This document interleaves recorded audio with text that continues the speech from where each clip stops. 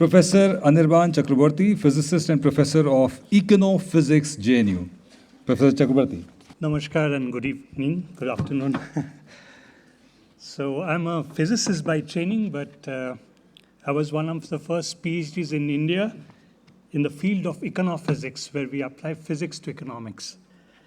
Now, it's not new in the sense that there has been a cross-exchange of ideas between economics and physics for many centuries, in fact. So Adam Smith, who's known as the father of modern economics, proposed many ideas, including that of self-organization of markets. And from that, we borrowed the concept of self-organized criticality in physics. And so when you play with sand and you put grains of sand, you'll see that the sand maintains a slope.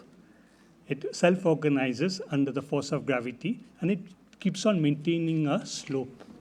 Now, in the markets, there are different forces acting, but somehow the market also self-organizes. And I think Professor Arun Kumar, who is a legendary economics professor from JNU, he would be able to, expound more and agree that, for example, there's a boom in AI now, and we heard the previous speaker talking.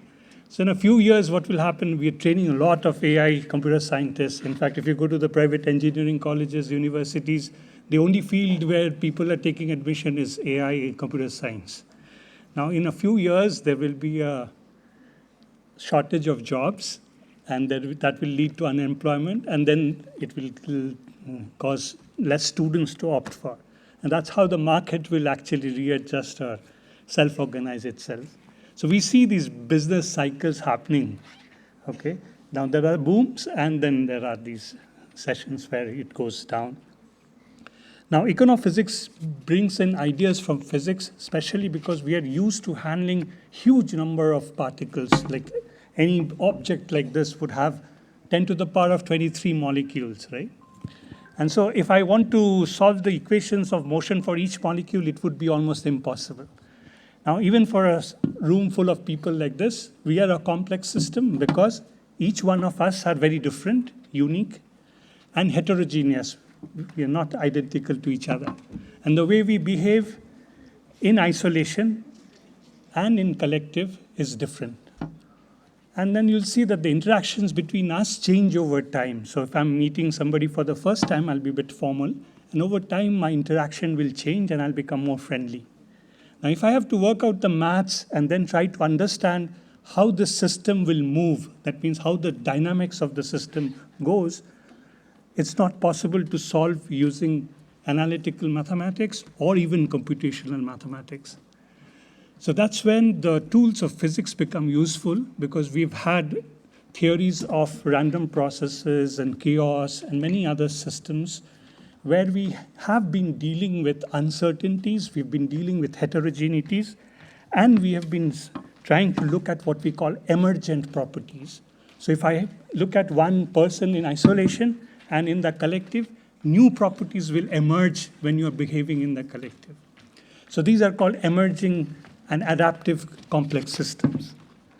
Now, these things become very important when we frame policies, because often we don't understand what are the feedback loops in the system.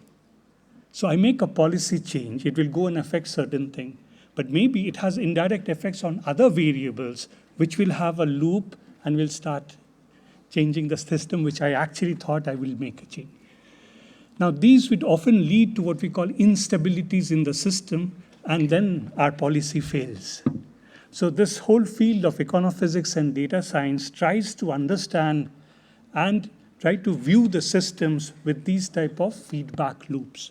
So we see that even in the environment, when we are doing construction, and if we don't take measurements which will lead to sustainable and development, those growth, then you'll see that it will backfire. Now, what we see in climate change is that's what is happening.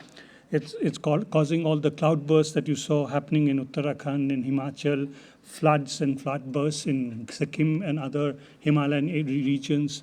And in other places, we are having droughts, which are all results of climate change. And if I want to study that in details, I, as a physicist, cannot do it alone, or an environmental scientist cannot do it alone. or an economist cannot do it alone. We all have to join hands and then try to solve this problem. So that's what we were trying to say, that we need a more holistic and interdisciplinary research approach in solving these complex problems. So some of these things that we have studied recently, for example, even the stock markets, people have been trying to predict the directions of which the market will follow or the prices which the stocks will follow. But it's almost impossible to predict. One reason is also we are part of the system. So if I predict that there will be a market crash on Friday, what will happen? Everybody will panic, will start selling or buying stocks, and the crash will happen tomorrow because we are part of the system. Right? Now, so in market crashes, it's not so easy to prevent a market crash because the market interacts with the participants and reacts in a way. And that's called efficient market hypothesis, which is one of the basic domains of economics. Now, what the physicists have been saying is that there are some deviations from the ideal market. So if you consider a market which the economists used to study in the 60s and 70s, they were assumed that the prices would have what we call random fluctuations, and that's why the deviations would not be much from a Gaussian distribution. What we see in reality is that there are high jumps and there are chances of making gains, but there are also huge chances of making losses.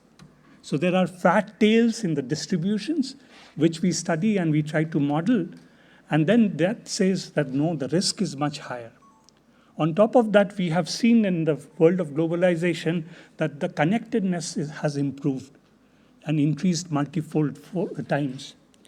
So if I'm borrowing from a bank and that bank fails, which happened in 2008, 3 big banks like Lehman Brothers, Merrill Lynch, AIG crashed.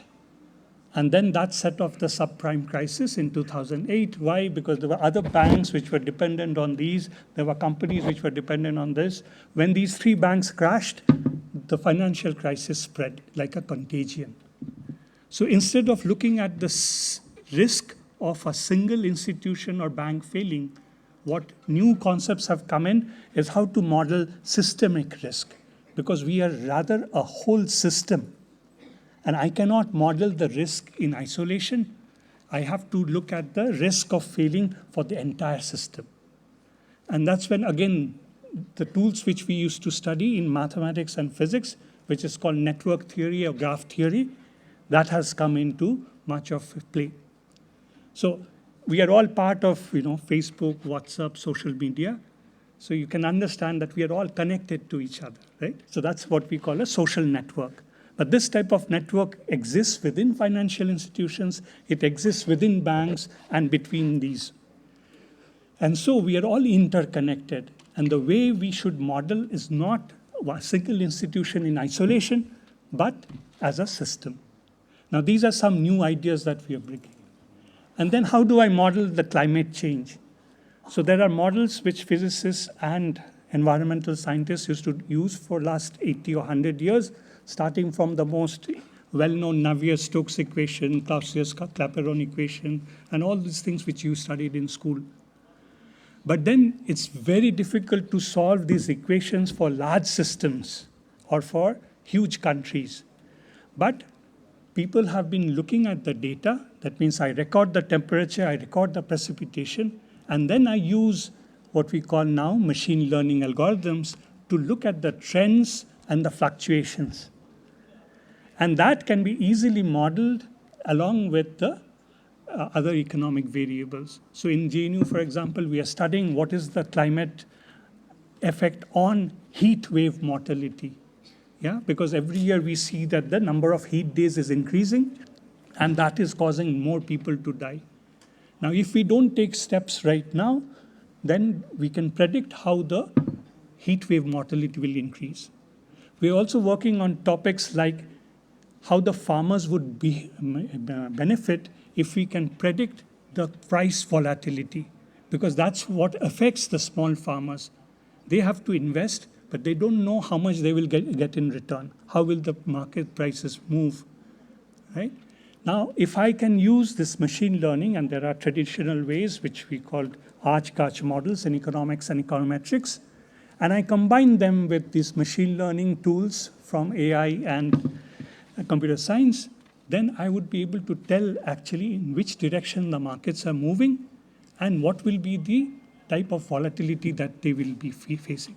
And then I can model the risk which the farmers have to take, and then it is up to the farmers to make a choice. So we are enabling the farmers to make well-informed choices, right? So these are some of the things that we are doing, and I'm sure many other institutions in our country, along with the bodies, regulatory bodies like RBI, SEBI, Niti Aayog, they're all trying to work hand in hand in trying to solve these complex problems so that we can become a self-reliant Bharat or a Vikasit Bharat in 2047. So I just wanted to end here. If you have questions, I'm happy to take later on. Thank you very much.